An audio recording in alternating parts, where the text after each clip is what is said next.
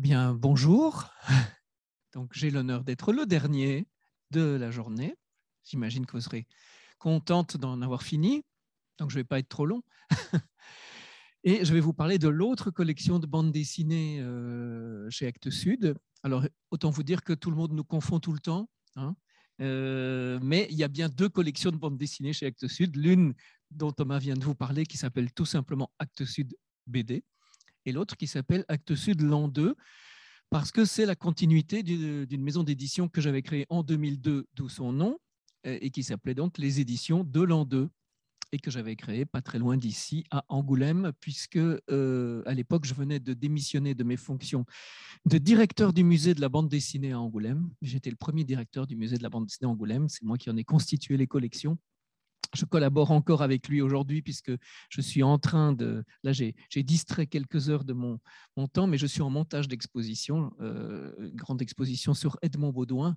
Je suppose que vous connaissez ce grand auteur de bande dessinée qui aura 80 ans l'année prochaine. On fait une immense rétrospective de son travail avec plus de 280 œuvres qui sont présentées. Donc, je suis le commissaire de cette exposition qui est en cours de montage. Mais si vous venez au Festival de la bande dessinée en janvier, vous pourrez encore la voir.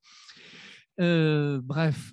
Et donc, voilà, j'avais démissionné de mes fonctions au musée de la bande dessinée sans trop savoir ce que j'allais faire après. Et puis finalement, j'ai décidé de créer ma maison d'édition.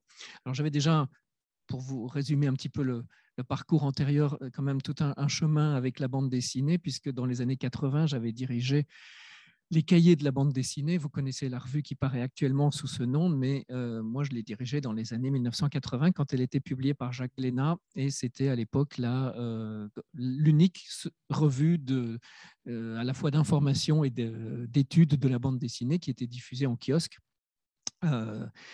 Donc, après ça, j'ai continué une carrière d'historien et de théoricien de la bande dessinée avec beaucoup de livres sur le sujet.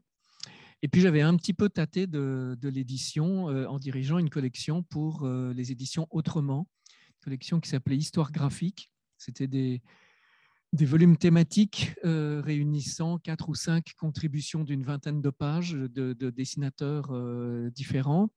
Il n'y a eu que 5 volumes et c'était sans doute venu un petit peu trop tôt, et donc ça n'a pas réussi à trouver son équilibre financier, donc Autrement avait préféré arrêter. Enfin, j'avais pas mal développé aussi les éditions du musée de la bande dessinée avec des catalogues d'exposition, des actes de colloque, des rééditions de bandes dessinées anciennes.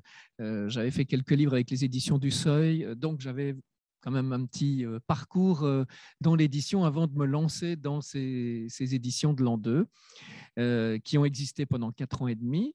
On a fait 67 livres, je dis on parce que j'avais une collaboratrice, donc on était deux. En 4 ans et demi, on a fait 67 livres, ce qui est énorme, vraiment pas chômé.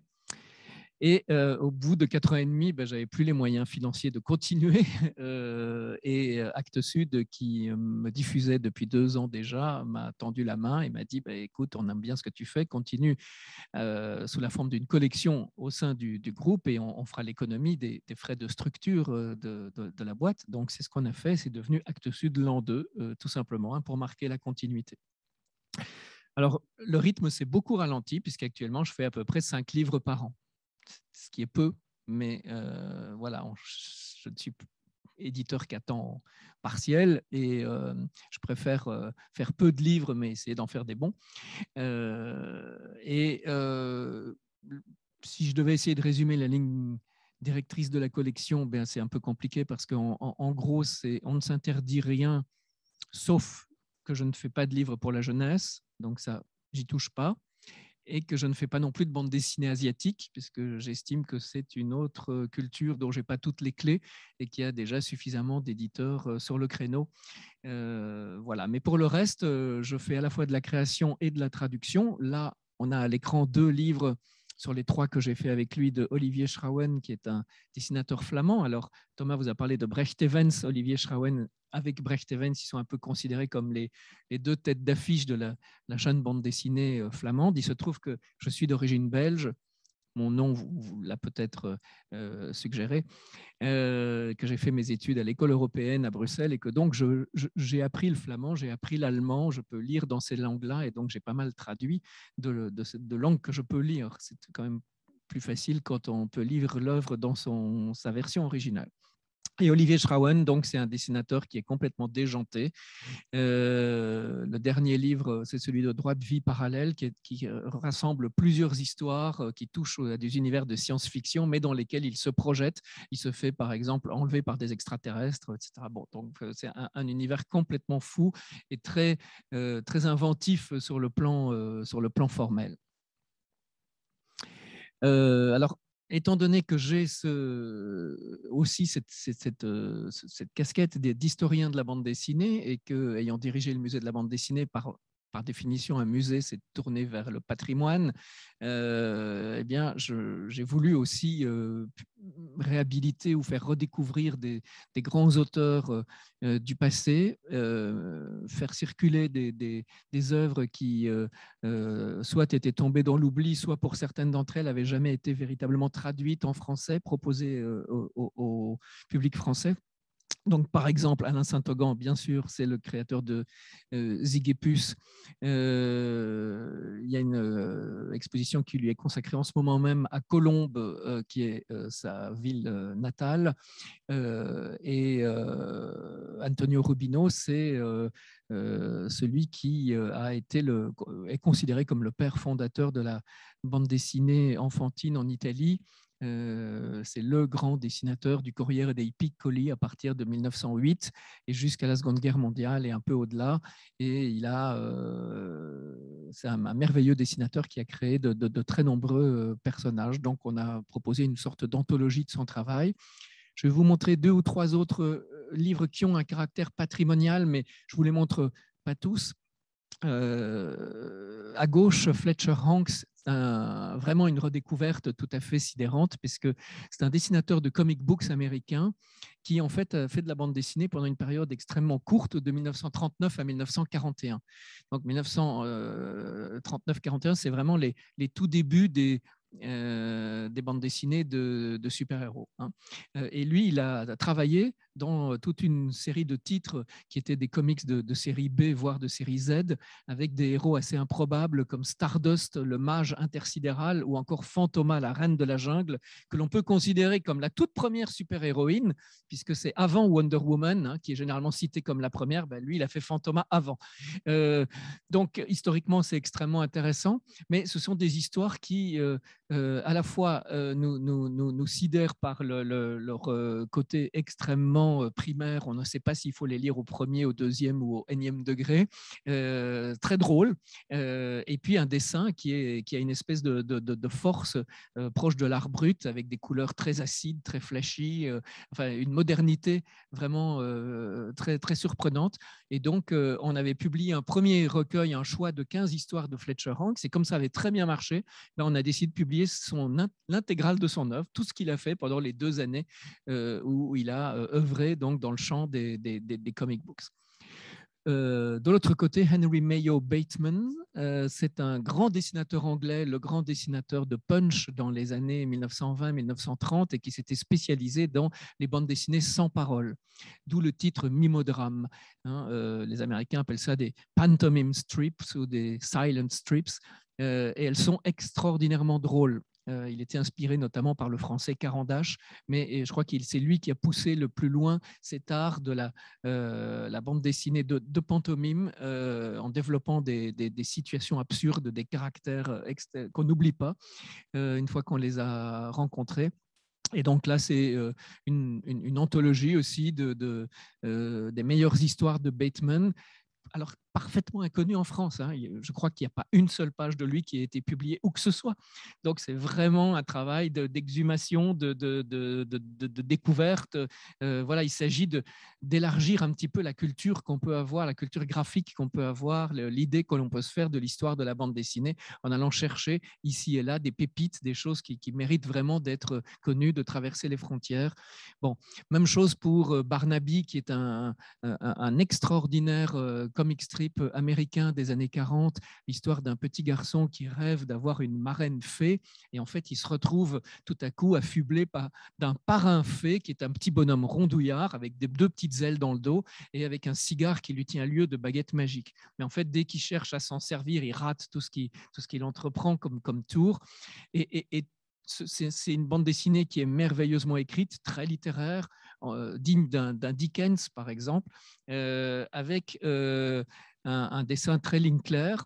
Et toute la saveur de l'histoire tient au fait que Barnaby est le seul à croire à l'existence de son parrain fée et que tout le monde autour de lui pense qu'il raconte des cracks et que ce parrain fée n'existe que dans son imagination.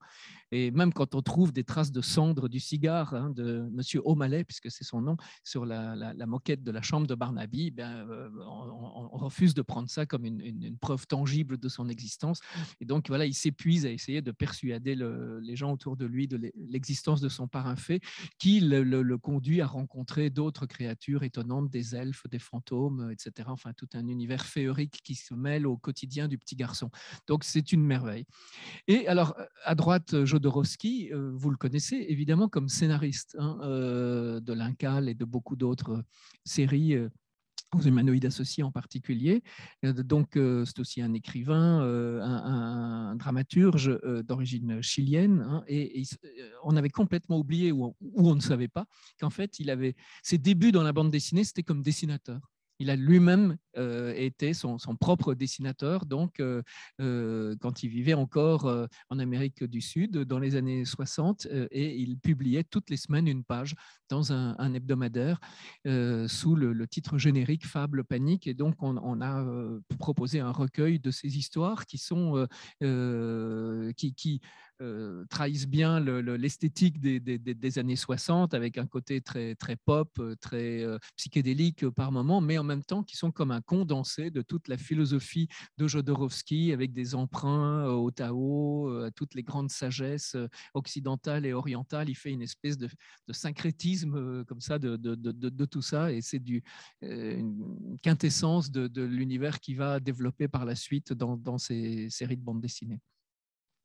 Voilà, alors assez parlé de patrimoine, on va quand même parler un peu de jeunes auteurs et de création. Je vous l'ai dit tout à l'heure, donc je lis l'allemand, j'ai pas mal traduit de l'allemand, et notamment je suis très fier d'avoir fait 5 livres avec Barbara Yellin, dont, si vous ne devez n'en lire qu'un, lisez celui-ci qui est Irmina, un livre absolument formidable pour lequel elle s'est inspirée des carnets qu'elle a retrouvés après la mort de sa grand-mère dans une malle. Elle a découvert que sa grand-mère avait tenu un journal intime pendant toute sa vie, chose que tout le monde ignorait. Et donc, elle a pu les lire, ces carnets, et elle a non pas fait une illustration ou une adaptation, mais disons qu'elle en a... Elle a pris des matériaux dans l'histoire de sa grand-mère pour créer le personnage d'Irmina, et c'est l'histoire d'une femme allemande depuis les années 30 jusqu'aux années 80, comment cette femme extrêmement brillante, extrêmement volontaire, qui paraissait un peu en avance sur la société de son époque, va finalement se compromettre avec le régime nazi et va devenir veuve précocement puisque son mari, qui est un officier, va mourir au front. Et puis, il y a ce dernier chapitre donc, qui se passe beaucoup plus tard, dans les années 80, où elle revient, elle fait un peu le bilan de ce qu'a été son existence, et elle retrouve un amour de jeunesse qui la met un peu face à elle-même et face à ce qu'elle a fait de sa vie. C'est remarquablement écrit et dessiné. On peut voir une double page, je crois, juste après. Voilà, au moment où on fait brûler une synagogue là, à Berlin. Donc, vous voyez, c'est dessiné au crayon dans un style qui, par moments, me rappelle, moi, un peu Raoul Dufy, très libre, très, très enlevé. Et voilà, c'est une grande autrice. Je vais encore publier un livre avec elle, normalement, d'ici un an et demi. Alors ça, c'est tout à fait différent. C'est un dessinateur américain qui est un universitaire, qui est accessoirement aussi prof de tennis et qui est le premier aux États-Unis à avoir défendu une thèse de doctorat en bande dessinée. C'est-à-dire que sa thèse se présente sous la forme d'une bande dessinée. Elle a été publiée aux presses universitaires de Harvard sous le nom de Unflattening et nous l'avons traduite et ça donne donc cet album, Le Déploiement.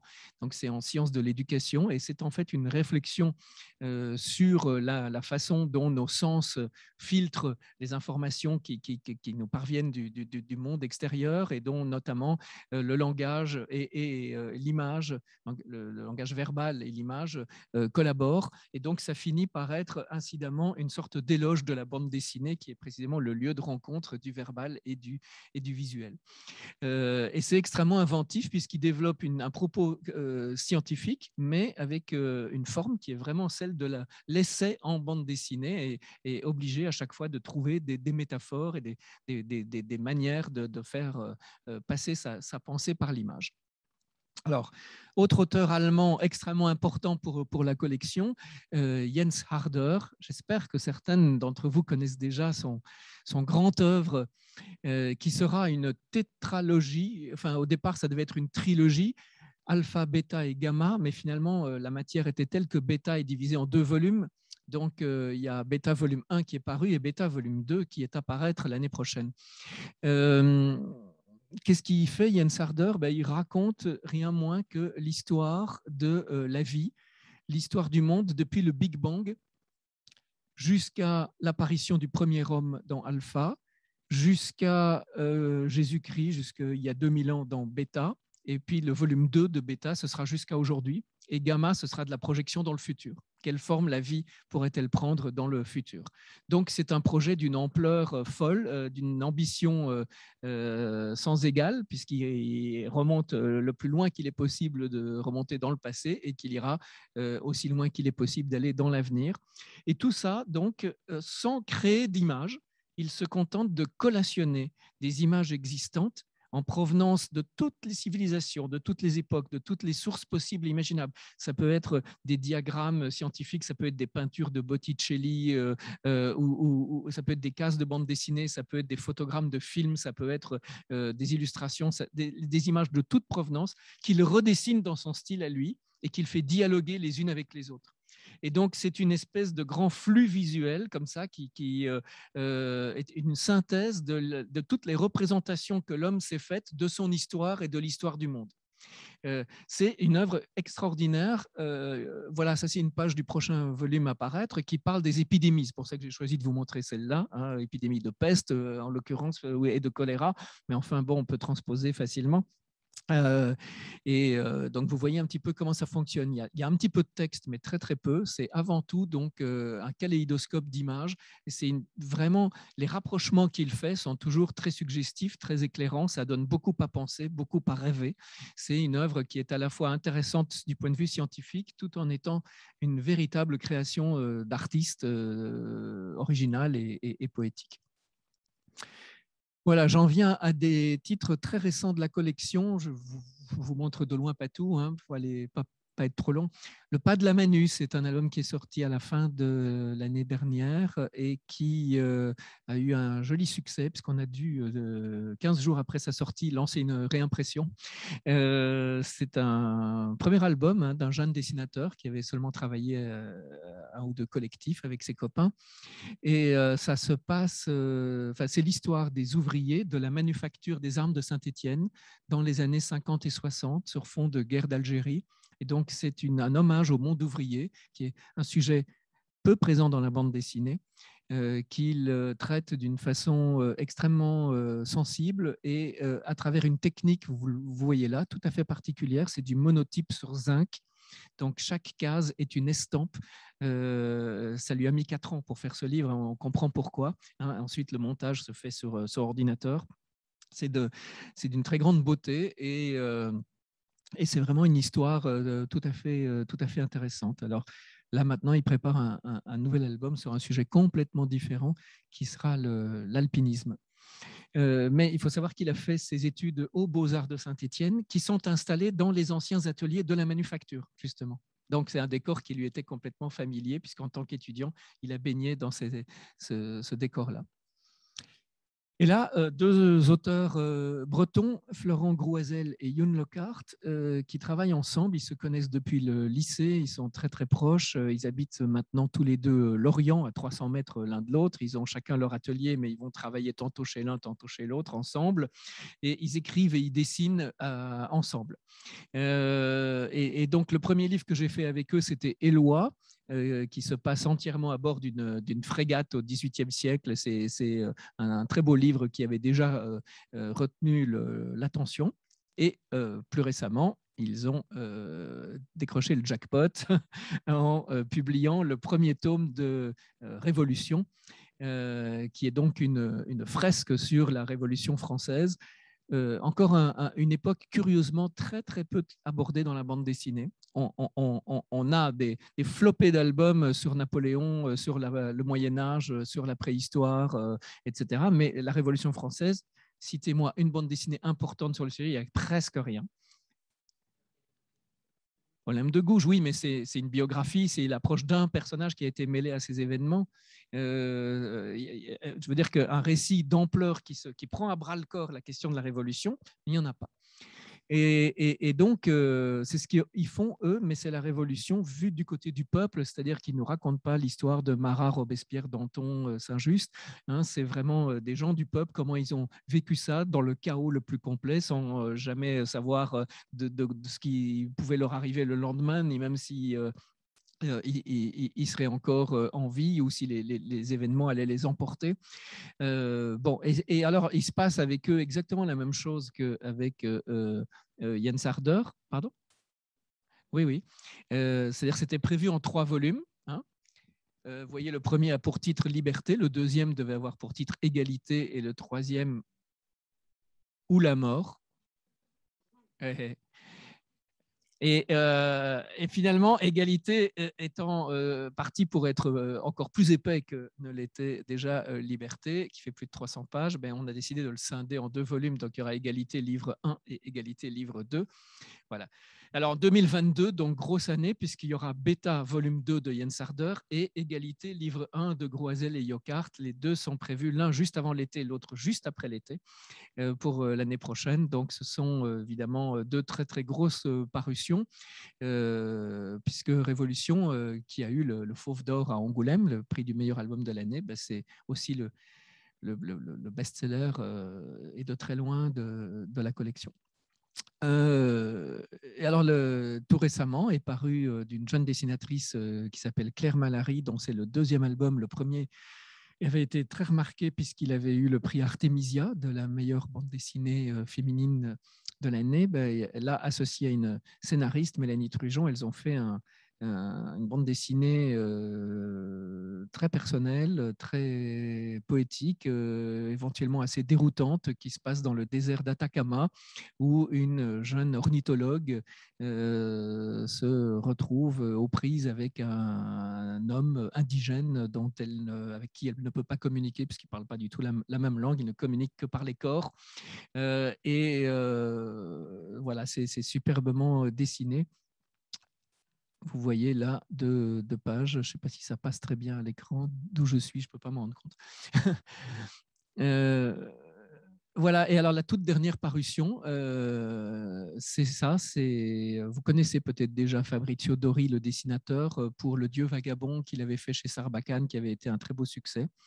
Donc là, on est un petit peu dans le même univers et graphiquement dans la continuité de ce qu'il faisait, mais par contre, il s'est associé cette fois à un scénariste et le scénario est tout à fait remarquable. C'est une suite de variations sur le thème de l'Annonciation, donc l'archange Gabriel qui a été chargé par Dieu, le Père, d'aller annoncer à Marie qu'elle allait être enceinte de ses œuvres, mais Gabriel, qui communique avec Dieu par smartphone, hein, n'a eu qu'une description un peu sommaire de Marie, donc en fait il va se tromper de destinataire et il va porter le message à toute une série de femmes qui ne sont pas la bonne et qui sont toutes des femmes qui ont un rapport avec l'histoire de la littérature, puisqu'on va retrouver Emma Bovary, Sherazade, etc., jusqu'à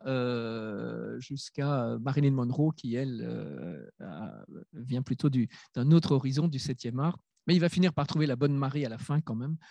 Et alors, c'est extrêmement drôle. C'est truffé de références à la fois littéraires, picturales, à des chansons populaires, tout ce qu'on veut. Enfin, elles sont toutes listées à la fin d'ailleurs. Vous verrez, il y en a 2 pages remplies en petits caractères. Et en même temps, tout ça, ça pourrait être pédant et ça l'est pas. C'était très bien amené, toujours, toujours surprenant. Et c'est voilà, vous voyez 2 pages là à l'intérieur. J'ai oublié ce que je voulais dire. J'ai perdu le fil. C'est pas grave. Ah oui, alors petit aperçu de livres à paraître aussi en 2022. Donc ça va s'appeler Nouvelles de l'Americania. Par Pablo de Gastin, jeune dessinateur, dont ce sera le premier album.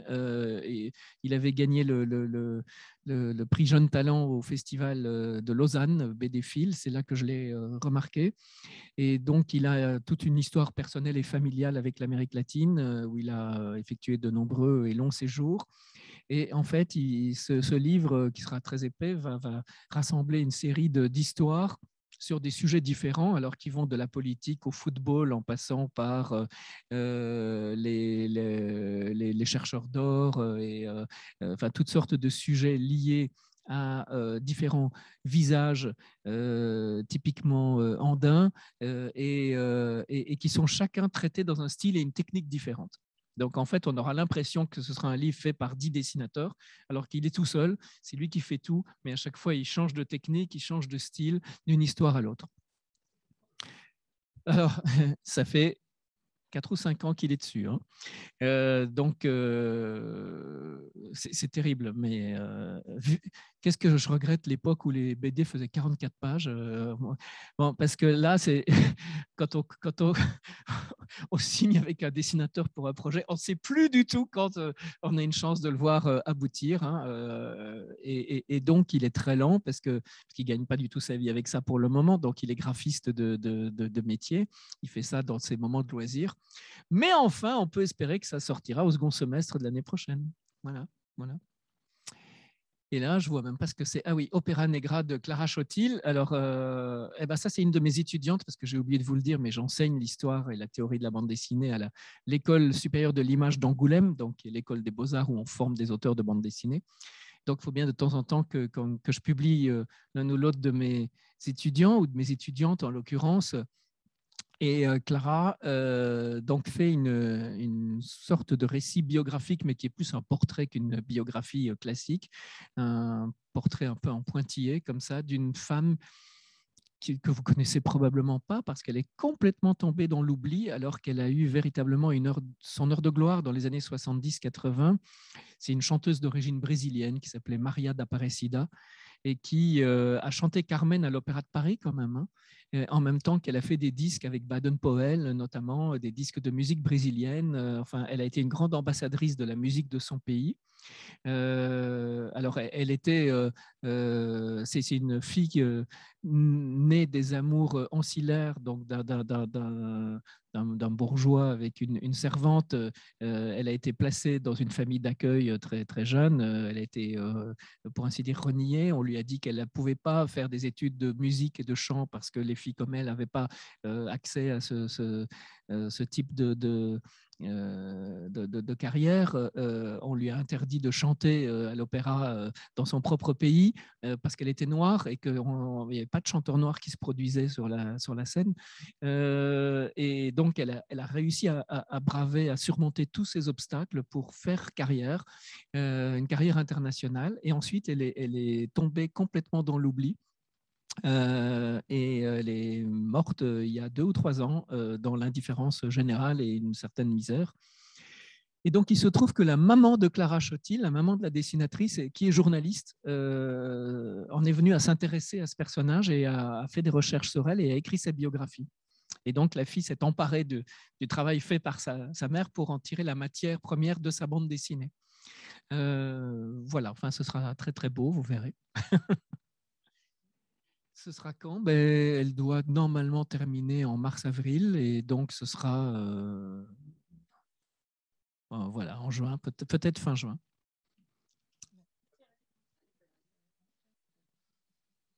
Voilà.